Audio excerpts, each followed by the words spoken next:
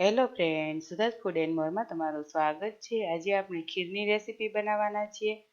કેમ કે અત્યારે શ્રાદ્ધ પક્ષ ચાલી રહ્યો છે, તો પરફેક્ટ ફટાફટ બની જતી ખીરની રેસીપી શીખવા માટે તૈયાર થઈ જાય. આપણે બનાવવાની શરૂઆત કરીએ. હવે અહીંયા આપણે ખીર બનાવવા માટે ચોખા લીધા છે. તો તમે જોઈ શકો છો કે મેં જે રાઈસ માટેના ચોખા આવે છે એ ચોખા લીધા છે. આ ચોખાને મેં કલાક માટે પલાળી દીધા હતા. પલાળવાથી ઝડપથી ચડી જશે, એટલે કલાક માટે પલાળી અને રાખી દેવાના. અને તમે જોઈ શકો છો કે આટલા સરસ ફૂલી જવા જોઈએ. હવે આપણે જે પલાળવાનું પાણી હતું એ કાઢી લીધું છે, અને આપણે જે વાસણમાં ખીર બનાવવાની હોય એમાં આપણે ચોખા લઈ લઈએ. તો અહીંયા મેં 1 વાટકી ચોખા લીધા છે. તો અહીંયા વાટકીના માપથી ચોખા લીધા છે, એટલે દૂધ પણ આપણે આ જ વાટકીના માપથી નાખીશું.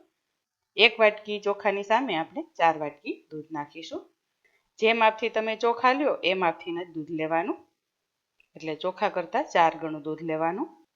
હવે આને આપણે એકવાર આવી રીતના મિક્સ કરી દઈએ અને પછી ગેસ ઉપર મૂકી દઈએ. હવે અહીંયા મેં ગેસ ચાલુ કરી અને મૂકી દીધું છે. આવી રીતના એકવાર હલાવી અને આપણે થવા દઈએ. તો હવે તમે જોઈ શકો છો કે દૂધ સરસ ઉકળવા માંડી ગયું છે. હવે આપણું આ દૂધ ઉકળી જાય અને રાઈસ ચડી જાય ત્યાં સુધીમાં આપણે બીજી પ્રોસેસ જોઈ લઈએ. આને વચ્ચે વચ્ચે હલાવતા રહેવાનું, એટલે નીચે ચોટે નહીં. હવે આપણે અહીંયા 7 થી 8 ઇલાયચી લઈ લઈએ અને એને આવી રીતના ખલદસ્તામાં પહેલાં ફોલી લઈશું. બધી ઇલાયચીના મૂઢા ખુલી જાય એટલે આવી રીતના આપણે ફોતરા કાઢી નાખીશું. આમાં ઇલાયચી અને જાયફળનો ટેસ્ટ ખૂબ જ સરસ લાગે છે. અને આ ઇલાયચીના ફોતરાને ફેંકવાના નથી, એને આપણે ચાના ડબ્બામાં નાખી દેવાના, એટલે ચા બને ત્યારે એની ફ્લેવર સરસ આવી જાય. હવે આને આપણે વાટી લઈએ.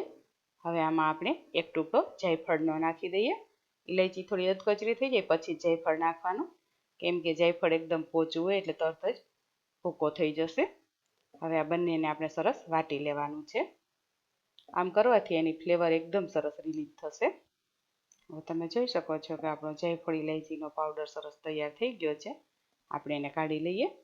હવે એ જ ખલદસ્તામાં આપણે કાજુ બદામના ટુકડા પણ કરી લઈએ. આવી રીતના બદામ લઈ અને ખાલી બસ જો આવી રીતે એક વાર મારશો એટલે બધી બદામના સરસ ટુકડા થઈ જશે. બદામ એડ કરતું જવાનું અને આવી રીતના ટુકડા કરતા જવાનું.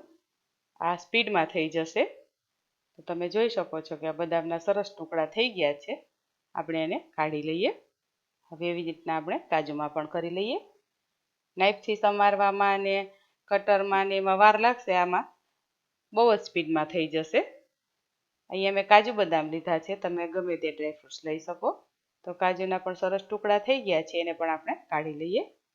તો અહીંયા કાજુ બદામના ટુકડા પણ તૈયાર થઈ ગયા છે, અને ઇલાયચીને જાયફળનો પાવડર પણ તૈયાર થઈ ગયો છે. આપણે હવે ખીર જોઈ લઈએ. તમે જોઈ શકો છો કે એકદમ ઉભરો આવી ગયો છે, અને ચોખા પલાળ્યા હતા એટલે ચડતા બિલકુલ વાર નહીં લાગે.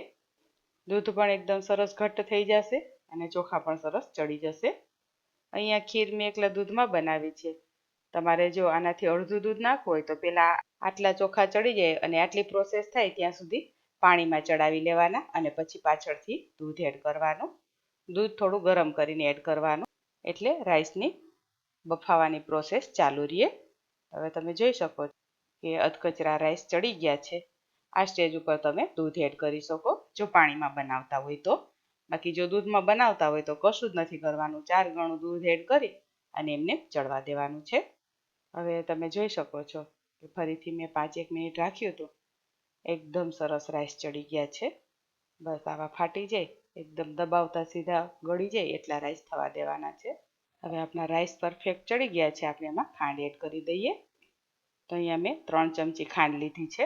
તો અહીંયા મેં 3 ચમચી ખાંડ લીધી છે, એનાથી મીડિયમ ગળ્યું થશે. તમે 4 ચમચી પણ લઈ શકો. તો હવે આપણે આ ખીર તૈયાર છે.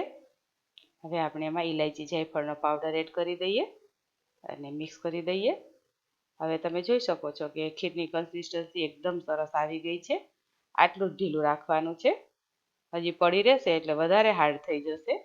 જો થોડું મોડું સર્વ કરવાનું હોય તો આનાથી પણ ઢીલું રાખી શકો.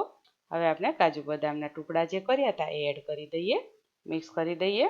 તો હવે આ પરફેક્ટ આપણી ખીર તૈયાર થઈ ગઈ છે. આપણે ગેસ બંધ કરી દઈએ અને સર્વ કરી લઈએ. તો અહીંયા મેં ખીરને બાઉલમાં લઈ લીધી છે.